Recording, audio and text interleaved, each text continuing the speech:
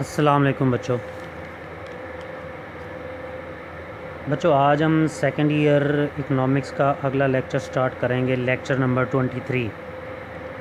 بچوں آج 7 جولائی سن 2020 تاریخ ہے اور ہم زر کے فرائض سٹڈی کر رہے تھے، جس میں نے آپ لوگوں کو بتایا تھا کہ زر کے فرائض کی ہیڈنگ سے پہلے آپ لوگوں نے زر کی تعریف کر لینی ہے۔ 2 تعریفیں لازمی کر لیں، پروفیسر کروتھر کی کر لیں اور پروفیسر واکر کی ڈیفینیشن کر لیں۔ 2 ڈیفینیشنز لکھنے کے بعد آپ لوگوں نے بچوں زر کے فرائض جیسے یہ ہیڈنگ دی یہ لکھنی ہے، اور اس کے بعد زر کے کل 10 فرائض ہیں تو 10 فرائض ایک لائن میں لکھ لینے ہیں پہلے۔ اس کے بعد 1 بائی 1 آپ لوگوں نے زر کے فرائض مارکر سے ہیڈنگ لکھتے ہوئے ان کو ایکسپلین کرتے جانا ہے۔ تو بچوں میں نے آپ لوگوں کو زر کے فرائض 4 فرائض میں نے کروائے تھے پچھلے لیکچر میں۔ نمبر 1 اعلیٰ مبادلہ، نمبر 2 مشترک معیار قدر، نمبر 3 ذخیرہ قدر، نمبر 4 آئندہ ادائیگیوں کا معیار۔ بچوں ہم 5واں فرض دیکھیں گے زر کا، انتقال قدر کا ذریعہ، موڈ آف ویلیو ٹرانسفر۔ ویسے عام طور پر ہم زمین، جائیداد ہو، مکان ہو، گھر ہو، اس کو غیر منقولہ جائیداد تصور کرتے ہیں، یعنی یہ ایک جگہ سے دوسری جگہ اس کو منتقل نہیں کیا جا سکتا ان چیزوں کو، لیکن زر نے موجودہ جو زر ہے، کرنسی زر ہے یا کرنسی کوئنز ہیں یا کرنسی نوٹس ہیں یا پھر اعتباری زر ہے، چیک، ہنڈیاں، بانڈز وغیرہ، زر نے اس مشکل کو آسان کر دیا ہے، کیونکہ لوگ اب اپنی جائیداد کو ایک جگہ فروخت کر دیتے ہیں اور پھر اس کے بدلے زر حاصل کر لیتے ہیں، یعنی کرنسی حاصل کر لیتے ہیں، اور زر کی بدولت وہ دوسری جگہ پر جا کر اپنی مرضی سے نیا مکان، نئی جائیداد، نئی عمارت خرید لیتے ہیں۔ اس طرح جائیداد کی منتقلی ایک جگہ سے دوسری جگہ زر کی وجہ سے آسان ہو گئی ہے، جبکہ زر کی غیر موجودگی میں ایسا ناممکن ہوتا۔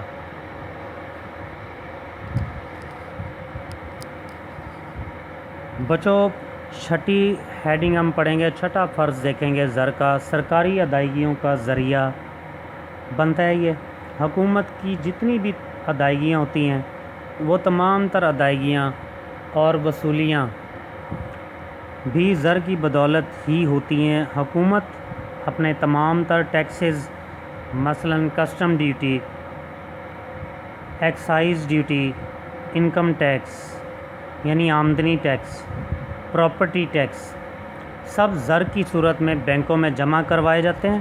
حکومت نے بھی جو ادائیگیاں کرنی ہوتی ہیں، تنخواہیں دینی ہوتی ہیں گورنمنٹ کے ملازمین کو، پینشنز، وظائف وغیرہ دینے ہوتے ہیں، تو وہ یہ سب بھی زر کی بدولت ہی ممکن ہو جاتا ہے اور آسان ہو گیا ہے۔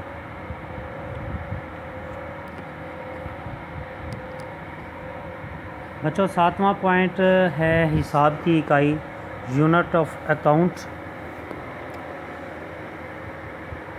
روزمرہ کا حساب کتاب بھی زر کی مدد سے کیا جاتا ہے۔ زر کی مدد سے ہی ہم اشیاء کی قیمتوں کا تعین کرتے ہیں کہ کسی شے کی کتنی قدر ہے۔ جیسے چینی 80 روپے کلو ہو تو چینی کی 1 کلو گرام کی قدر یا ویلیو 80 روپے کے برابر ہوگی، یعنی زر کی مدد سے ہم اشیاء کی قدر کی پیمائش کر سکتے ہیں، زر کی مدد سے اشیاء کی قیمتوں کا تعین کرتے ہیں۔ کسی شخص کی آمدنی کا تعین بھی زر کی مدد سے کہتے ہیں، مثلا ہم کہتے ہیں فلاں شخص کی آمدنی 50,000 روپے ہے، فلاں شخص کی آمدنی جو ہے وہ یومیہ 1,000 روپے ہے، 5,000 روپے ہے، اسی طرح سے مختلف اشیاء کی قیمتیں بھی ہم اسی سے اندازہ لگا سکتے ہیں، جیسے آم 50 روپے کلو گرام، دودھ کی قیمت 100 روپے فی لیٹر وغیرہ۔ تو زر نے حساب کی روزمرہ کے حساب کتاب کے معاملات کو آسان کر دیا ہے۔ نمبر 8، مقبول ترین سیال پذیر اثاثہ ہے، یہ موسٹ لیکوڈ ایسٹ ہے۔ ڈاکٹر کینز یہ ماہر معاشیات ہے، جدید ماہرین معاشیات میں شمار کیا جاتا ہے۔ تو کینز کے مطابق لوگ جتنی تیزی اور جلدی سے زر کو قبول کرتے ہیں، کوئی اور شے اس کا مقابلہ نہیں کر سکتی۔ مثلاً اگر ہمارے پاس کیش ان ہینڈ ہو، ہمارے پاس زر نقدی کی صورت میں ہو، تو اس کی مدد سے ہم جو چیز چاہیں، جہاں چاہیں، جب چاہیں خرید سکتے ہیں۔ لیکن اس کے برعکس اگر ہمارے پاس سونا ہو، چاندی ہو، بانڈز ہوں، کوئی اور دھات ہوگی، تو اس کی مدد سے اتنی جلدی خرید و فروخت ممکن نہیں ہو پاتی، کیونکہ لوگ اس کے لین دین میں لیت و لال سے کام لیتے ہیں، یعنی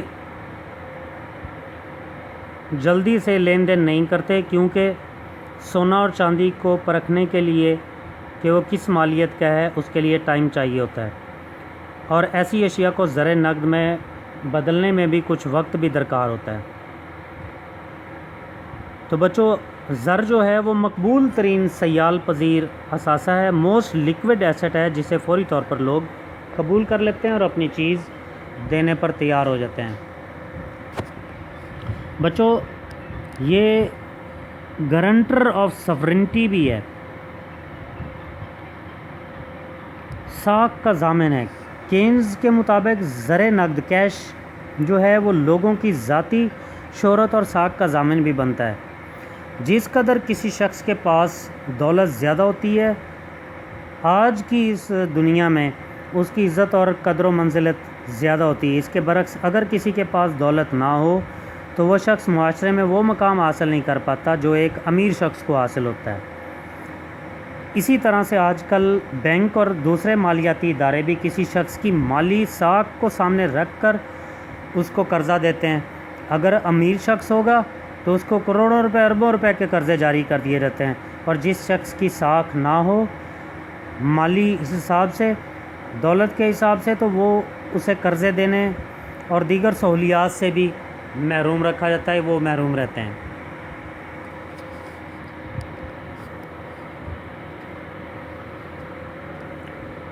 آخری 10واں پوائنٹ ہم ڈسکس کریں گے، 10واں فرض زر کا ہم ڈسکس کر لیتے ہیں۔ معاشی حیثیت کا اندازہ۔ کسی بھی ملک کی معاشی حیثیت کا اندازہ زر کی اکائی ہی کرتی ہے۔ مثلاً قومی آمدنی، کسی ملک کی قومی آمدنی کتنی کم ہے تو اس ملک کی معاشی حیثیت بھی کم ہوتی ہے، وہ ملک معاشی لحاظ سے کمزور ہوتا ہے۔ جس ملک کی قومی آمدنی زیادہ ہوتی ہے، فیکس آمدنی زیادہ ہوتی، وہ ملک اتنا ہی زیادہ پاورفل سمجھا جاتا ہے۔ افراط زر، تفریط زر، مختلف منصوبوں، یعنی افراط زر سے مراد ہے زر کا زیادہ ہو جانا، یعنی قیمتوں کا بڑھ جانا، قیمتیں تیزی کے ساتھ بڑھ رہی ہوں، یا تفریط زر، قیمتیں تیزی کے ساتھ گر رہی ہوں اشیاء کی۔ مختلف منصوبوں کی لاگت کا اندازہ لگانا ہو، تخمینہ لگانا ہو۔ خرید و فروخت کے سلسلے میں انتخاب کی آزادی ہو جاتی، چوائس کی آزادی ہوتی ہے زر کی وجہ سے۔ عاملین کے معاوضوں کا اندازہ زر کی مدد سے لگایا جاتا ہے، یعنی زمین، محنت، سرمایہ، تنظیم کا کتنا معاوضہ ہے، اس کا اندازہ زر سے لگایا جاتا ہے۔ خسارے کی سرمایہ کاری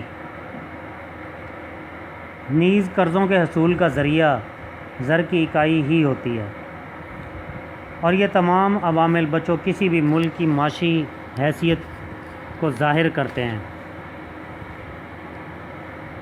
بچوں، زر کے فرائض کے متعلق ایک معیشت دان نے اس طرح سے کہا کہ money is a matter of functions four a medium, یعنی آلہ مبادلہ، اے معیار، یعنی مشترک معیار قدر، اے اسٹینڈرڈ، آئندہ ادائیگیوں کا معیار، اے اسٹور، یعنی ذخیرہ قدر، یعنی زر کے جو پہلے 4 فرائض ہیں اس حوالے سے کہا گیا ہے، یہ معیشت دان نے کہا ہے کہ money is a matter of functions four, کسی بھی زر کے لیے 4 فنکشنز کا ہونا ضروری ہے: a medium of exchange, common measure of value, standard of deferred payments, store یعنی اسٹور آف ویلیو۔ ان کو مختصراً a medium, a measure, a standard, a store کا نام دیا گیا۔